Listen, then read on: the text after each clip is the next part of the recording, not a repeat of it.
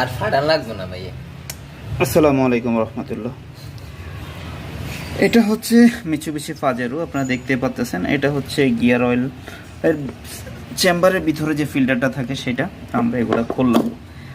আসলে অনেকেই আমরা কুলেন্ট ব্যবহার করতে চাই না।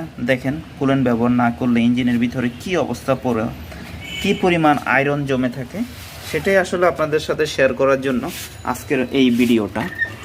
আপনারা দেখতে পাচ্ছেন রেডিয়েটরটার ভিতরে পুরো লাল হয়ে আছে আয়রন পরে। আসলে এগুলো এমন একটা অবস্থা, এগুলো সব জমে সবগুলা ছোট ছোট গ্রুপগুলা ব্লক হয়ে যায়, তখনই গাড়িটা ইঞ্জিনের উপর অ্যাপেট পড়ে এবং গাড়িটা ওভারহিটিং হয়। দেখেন, আমরা এগুলো ডাউন দিয়েছি, কি অবস্থা ভিতরে।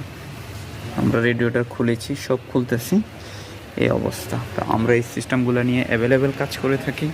আপনাদের এই ধরনের প্রবলেম হলে আমাদের সাথে যোগাযোগ করতে পারেন।